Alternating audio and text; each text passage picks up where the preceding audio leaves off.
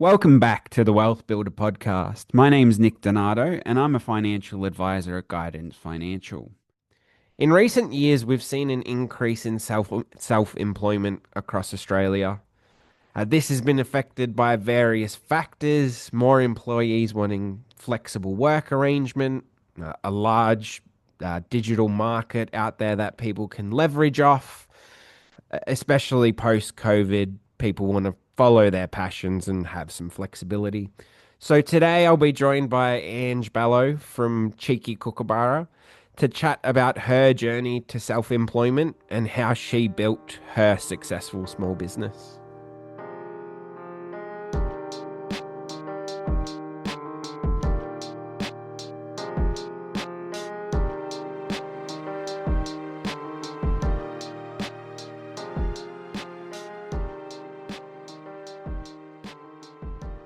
Welcome in, Ange. Thanks for joining us today.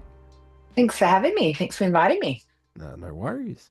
So you run your own small business, Cheeky Kookaburra. Did you want to tell us a bit Yeah, about that sure. and what that Yeah. is? Cheeky Kookaburra is nearly 6 years old, and is now a digital marketing agency. So a lot of our clients engage us to build and look after their websites, their create and manage their social media. Um, we do videography and photography for businesses. And then also we've just started to move into the Facebook ads, meta ad space as well. That's mostly what we do. Lovely. Is AI changing your space or evolving your space? Because we talk a lot about AI, I guess, at work and everywhere. Of course.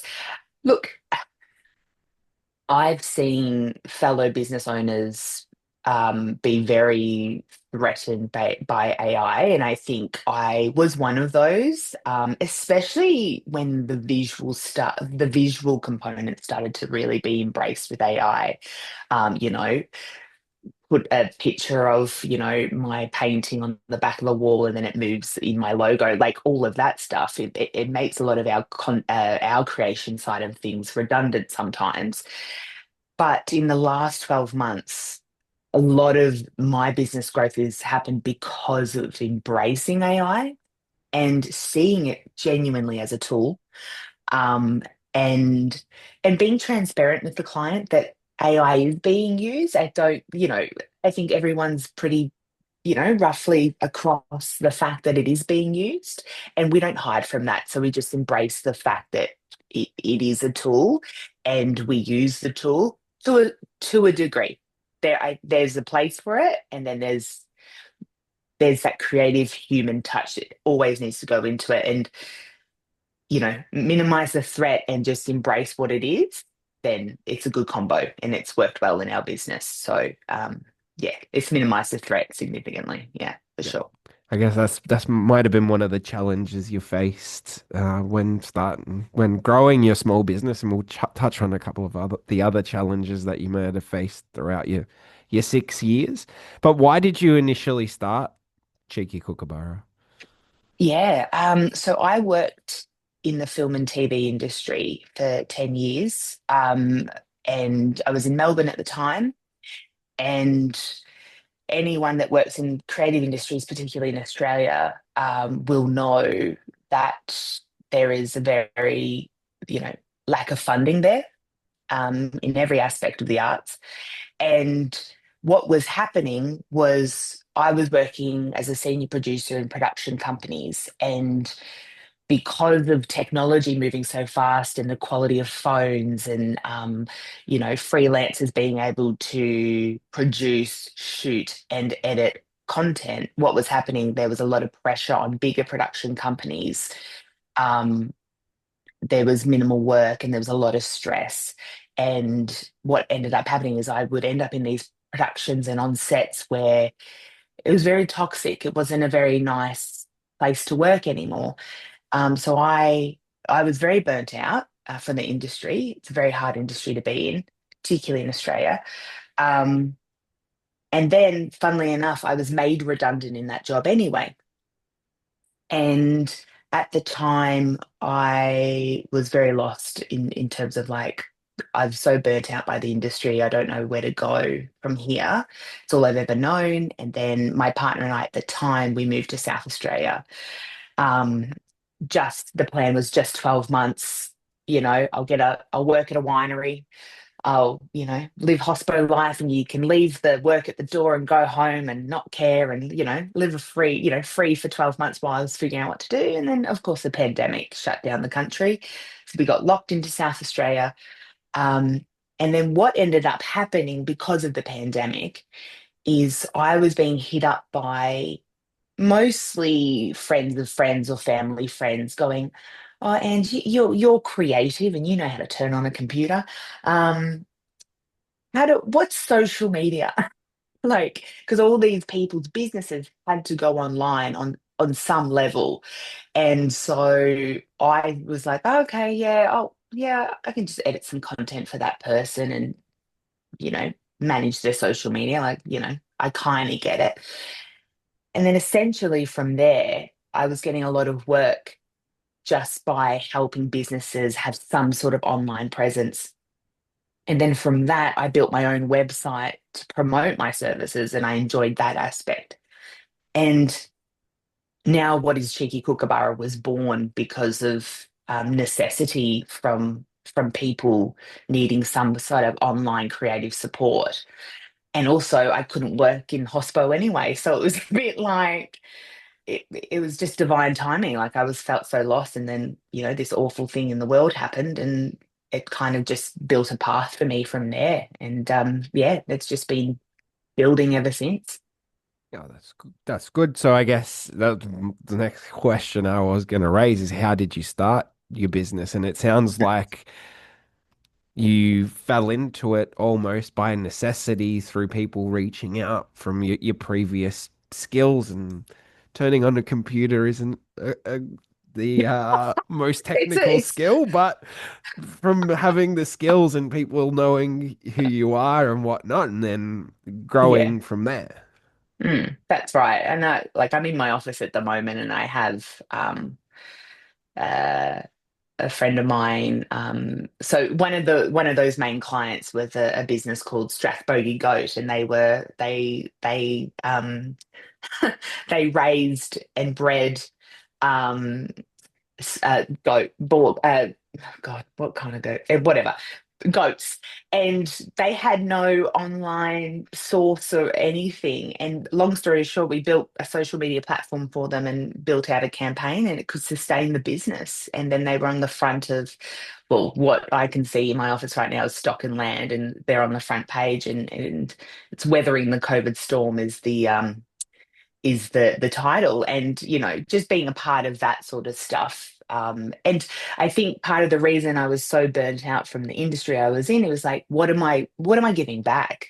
Like, I'm not building a commercial for Honda or Woolworths or IKEA online commercials. I was like, I'm just part of the problem here.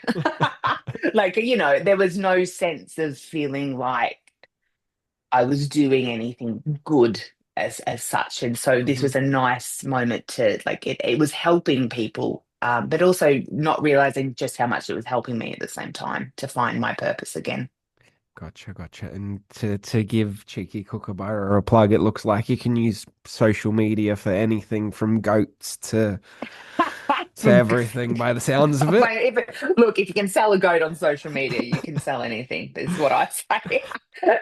Yeah, I mean, without an online presence in today's world, I,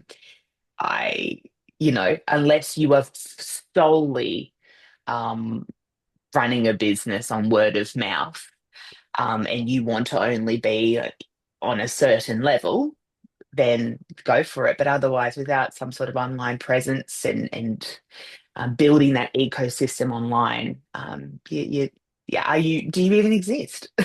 You know? Yep. Well, that's probably true about that, the world we live in.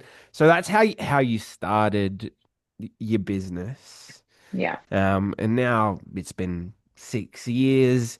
When you first, again, you kind of fell into it, and then decided to make it your full-time thing. Did you set yourself business goals or do some research, chat to Mm. get some stakeholders, your employees? How'd that work out for you? Yeah, for sure. I mean, the early days, again, the very fortunate thing that I was in South Australia. And, I've said this, and this is not to deter anyone, but I can't imagine a version of this business necessarily working or thriving in Victoria because I mean, particularly Melbourne is such a hub of arts and culture and designers and freelancers. And I'm not saying Adelaide or South Australia doesn't have that, but also, okay, I'll be careful with my words here. Um, but it almost felt a little bit South Australia was behind creatively. Um, and so I was in a beautiful position to land, have all this wealth of knowledge and experience in the industry that I was in, and it be so welcomed.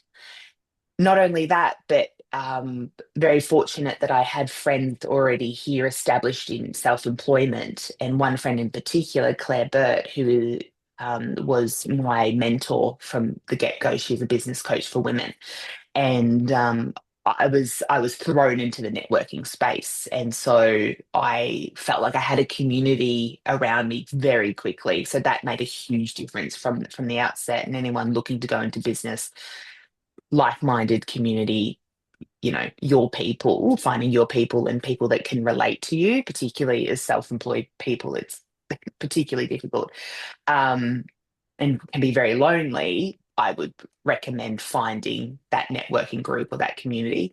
But as the years have gone on, I was very fortunate to meet Chad Oldfield um, maybe 2 years ago, a very successful entrepreneur in his own right.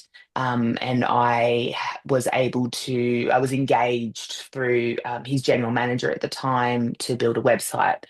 And from there, I was constantly thinking when it was just me and, you needing to make those sales, it's like, how can I upsell my offerings and what more can I provide my clients? And then I offered photos and video for this particular business, and that's where I met Chad because I was taking photos of him as the CEO. And we got on like a house on fire, basically. And it's just one of those moments where I knew when I met him, it's just something in me knew that person's going to influence my business in some way. And then, funnily enough, 2 years later, he's now a partner in Cheeky Kookaburra, and it's completely changed the trajectory of the business, and it means that I've been able to employ people, open various branches, more offerings, bigger clients, bigger retainers. Um, and yeah, it's changed everything from that first encounter. Mm. Oh, so yeah, getting yourself out there as a small business owner, Mm. networking, and yeah, meeting people to hopefully better your business. Yeah, and trusting your gut. Like I think, yeah, there was a knowing in the work that I was doing for this group of businesses, and I was like, there's something about this combination of businesses that all pointed back to him, and I was like, there's something in that that I followed my gut with, and funnily enough, it's yeah where I am today. Oh, it paid off, which is good to It see. sure did. But yeah, do you now have, a set of goals that you're working towards as a business, and Mm. how regularly do you look at those, and what does that look like? I mean, quite regularly. So, now that obviously I have a business partner and three employees, there are obviously a level of expectations in terms of, predominantly what I do now is less. I'm less on the tools now. I'm more obviously managing the team, but the sales at the end of the day is one of the biggest jobs that I have. And meeting with clients and maintaining that high standard that we like to keep.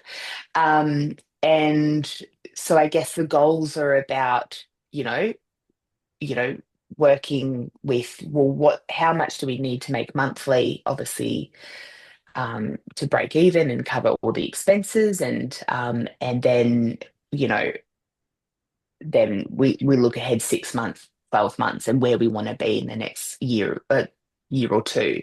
Um, so, and also part of that is, well, ideally, I want to bring on a ad specialist in 10 months' time. How much more are we going to have to make to cover that expense? But then also, how is that going to affect our retainer packages and how much that costs now? And so I think it's one of those things where you're kind of building the plane as it's going up into the air. Like it's very much trial and error. And I'm, now that I do have that support in a business partner, I do get to play around with what works and what doesn't work. Um, but ultimately, having a financial goal, but like personal goals as well. And but I see that for each of my employees as well, like their balance. What are the things that they're passionate about? And how am I going to get the best out of them? And that's me giving them and finding them very like type, certain types of work that they're going to thrive on. And I know it's going to be better for the client anyway. Um, yeah. So I think that answered your question. It's a bit Yeah. waffly. No, yeah, no, that's all good. So you've got the goals. You've definitely set something down there in stone, Yeah. so to speak. But given Yeah. the world we live in and the nature of small business, those goals can They evolve chop and change all the immediately over time, but time. without gold and without direction, I mean, what have we got? And I've in the time of my business, there have definitely been times where I'm just like scrounging. It's a day by day, month by month case. It's not about where you want to be in 3 months. It's sometimes how am I going to make rent? Like that's all part of the fun. Yep, I guess But goals are that's important. yep, that's the early days, I guess, and now you've built the successful business or building the successful Mm, business, it's which is definitely always building, that's for sure. always building, always developing. I guess the Always. other thing that I would add in there around small business, you've got a partner now. It's just people, when you start a small business, you might not be thinking of structures, but there's structures from a financial point of view. So a bit outside Hmm. of your creative space, Ange, but I'll try my best, mate. financial structures is probably um something to consider with your accountant around whether you've got family trusts where you can run business through family trusts, partnerships you've just got a partner on. I don't know if it's a partnership, but there's various different structures and type ways you can structure your small business. Hmm. But I guess, from a fund liability point of view and a few other things, it's probably a good idea to reach out to an accountant, a business Oh, accountant when setting that up. absolutely. Yeah. So, yeah, the current, so obviously I went from a sole trader and transitioned into a company. And, you know, through the whole transition into this partnership, and I have a family trust now as well, um, is I always had my own people in my corner. Now, the company accounting runs through the accountant that deals with other companies as well in Chad's businesses, but I still have my own accountant. I still have my own lawyer. I'm still represented outside of the partnership, and just having, your own autonomy regardless of any kind of combinations coming through. is really important, and to seek advice and to get the best outcome and know that you're protected in, various degrees. And our what is it called? What's the This is, and this, everybody, is showing how creative I am and how not great I am with accounting stuff. I mean, Oh, contracts and such like that, like, mhm. making sure everything's above board and having your own source of information in, especially my accountant, who I love and trust. Yeah. So having a bit of a delineation between who you are, Ange, as a person and who you Mm, are, Ange, as a business owner or small a business hundred owner. percent. Yeah, you don't get, yeah, I never felt like I've been lost in, I feel like I've been picked up and just taken on a path where I don't really understand. And I'm going to be the first person who puts their hand up and be like, you know, running the business for 5 years by myself, my head was in the sand a lot about the money side of stuff, because I'm like, I'm a creative. You wear so many hats, and that was the last hat I would ever put on until tax time rolled around, or the bookkeeper's like, where's this receipt? Like, I just, you know, eh, taking my head out of the sand around the accounting, the financials, the goals, financial goals side of stuff changed everything for my business. And for those terrified, and that's scary. Money's scary, but if you don't take hold of it, it's just going to eat at you more than if you just look at it. So just look at it. Is my advice, and get great advice. So early days challenges was, I guess, the financials one of your biggest Oh, mate. challenges. Cash flow, right? Like, and any small business is gonna resonate with this, is when you're busy, you're like, hell yeah, I'm busy. But when you're really effing busy, you're not doing the sales. Like, you're not then constantly promoting yourself. And that's what I would get bogged down in the actual execution of the work and not think about in 3 months' time, oh, all of this is going to wrap up. And I haven't, you know, thought about what am I going to be working on in 3 months' time, or what deposits I've put down, or that sort of stuff. And you don't necessarily have the cash flow to hire a freelancer, and because then you get in this stuck period of like, well, if I hire a freelancer, then I'm still managing somebody. And in the creative industry, particularly, it's that, you know, you need to manage the quality control. I mean, you need to manage the quality control of anything, but creatively it's a bit hard because someone's got a completely different creative vision to me. And it can only be so much aligned with the expectation of the client as well. You know, someone's going to edit a video completely different to me, even though it's the same concept and same story. Um, so yeah, cash flow, my friend, is probably the It's most terrifying. it's cash. So cash flow, the biggest challenge, and then I guess how you overcome that is through planning and hiring or outsourcing to Hmm. external professionals and the like. Yeah, um, I think a lot of, I mean, it's all about planning. It's probably the best thing I did when I realized that I was just not getting ahead, was really, and it was really about being so bogged down in the creative side of stuff that I didn't feel I was pushing the sales. But really, that's just my scarcity mindset, right? Like, it's my safe space to be in the creative and not in the sales or the financial part. And I was like, well, this is actually on me. And so the best thing that I did was actually isolate a day. And I was like, no, Ange, this is not a get on the tools day. This is not a, cut together a nice video. It's not plan, a graphic for the client or put a pitch document together. It's actually about sitting down. Who can I contact? What networks do I have? What do I have available to me already? It's not in reinventing the wheel every time. And I think when you're so overwhelmed by the concept of needing to sell, or find new clients, you think you've never done it before. Um, but in actual fact, it's there, it's available.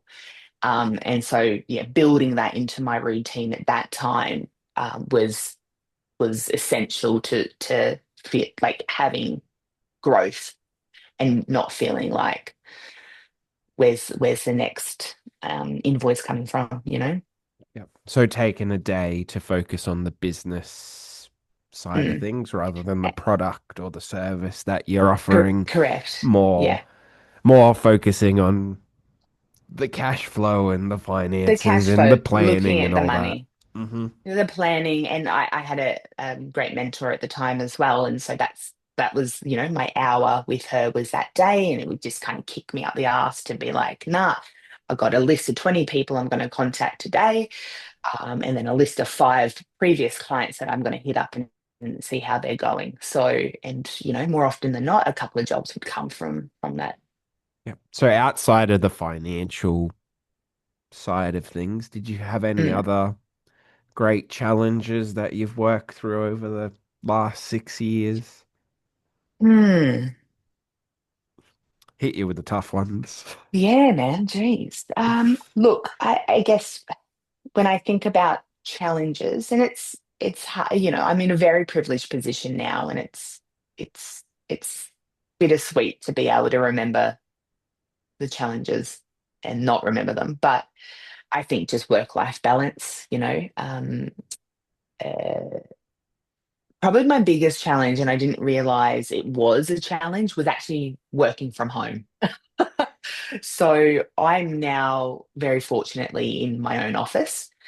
Um, and I didn't realize that, and I've got a 4 year old um, who I have 50% of the time. And I realized that I never switched off. And any business owner is going to know that you never really switch off. You're constantly like it's your constant, it's your baby, right? But moving moving into an office meant that I could appreciate and love my home again. And it meant that I could switch off, not completely, but more so. And then I had more valuable time with Quinn. And I realized like the mum guilt in me was like, I'm always spaced out in a way. But I realized that it's about quality and not quantity.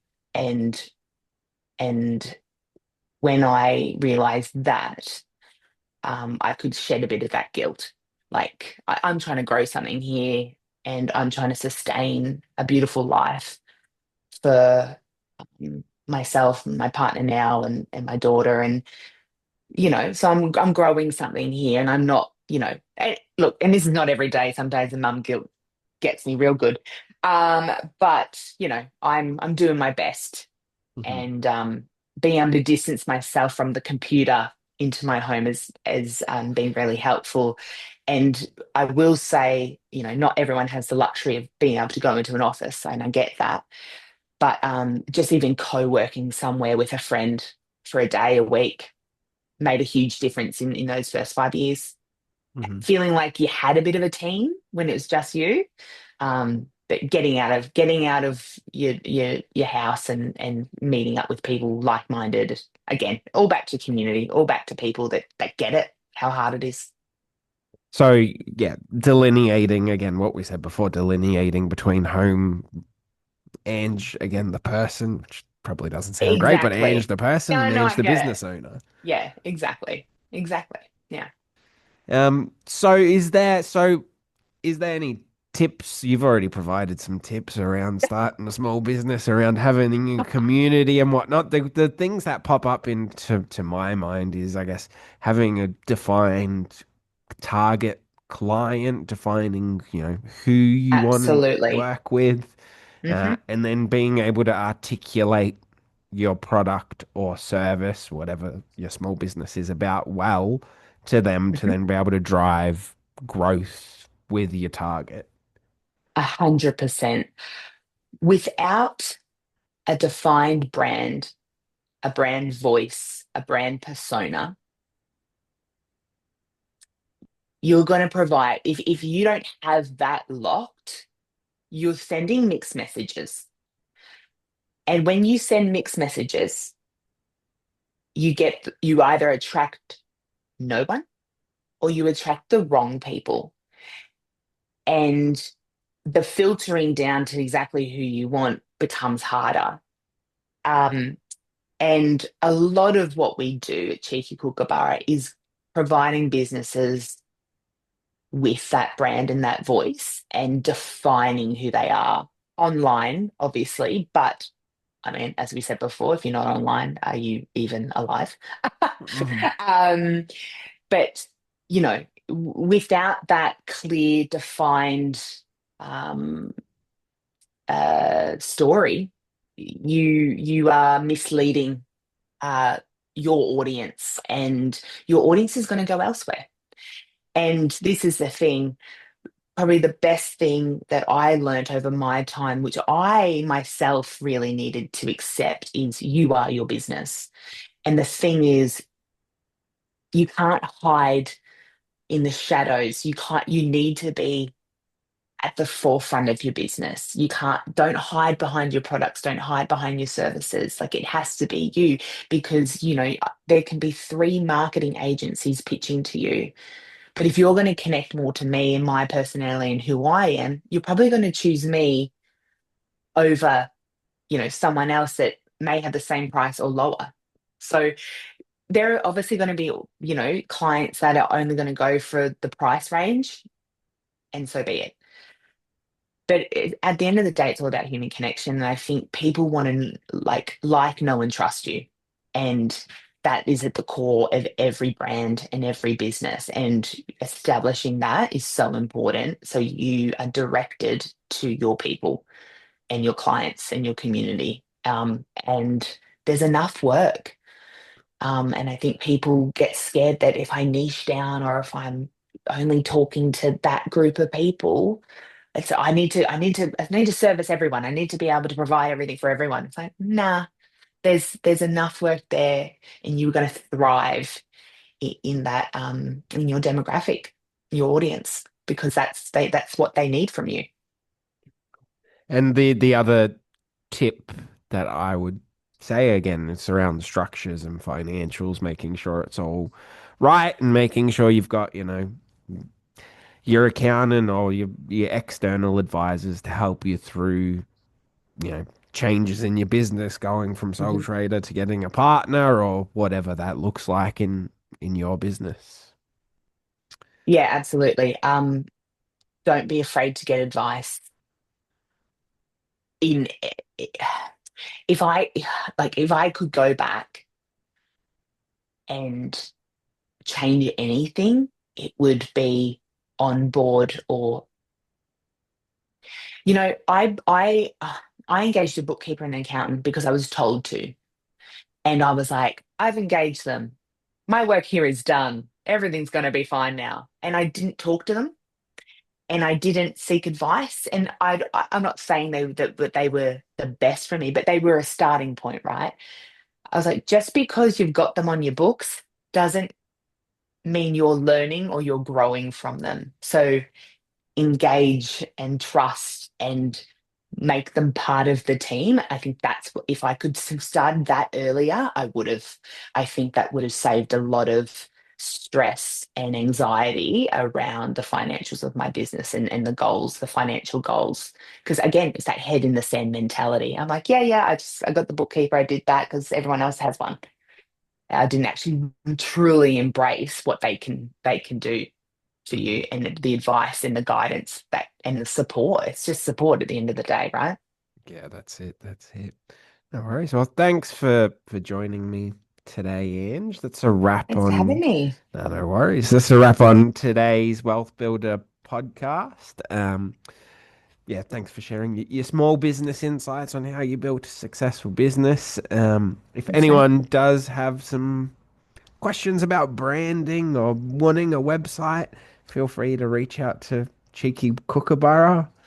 Yeah, for sure. Instagram is probably our best starting point. So cheeky underscore kookaburra. And we can chat about your business, see how we Watch can make it thrive online. And I've got some funny reels. Watch some reels of Ange on there, that's for Being sure. ridiculous. The things we have to do these days, mate. Mm. But yeah, thanks everyone for listening along as well. If you like today's episode, feel free to drop us a message or share it with someone you might know who might find our conversation valuable. And look forward to bringing you the next episode in a fortnight's time. And until then, have a great day. Thanks, Ange. Thanks, mate.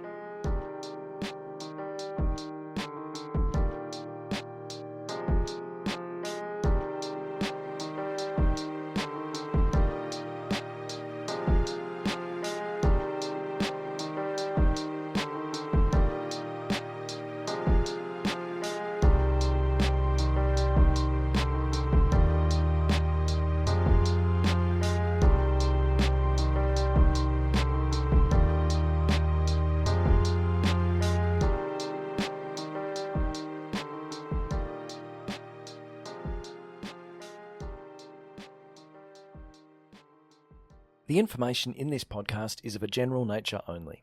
It does not take into account your personal objectives, financial situation, or needs. You should consider whether the information is appropriate for you and, if necessary, seek personal financial advice from a licensed financial advisor. Past performance is not a reliable indicator of future results. All views expressed are those of the presenter and should not be relied upon as a substitute for professional advice.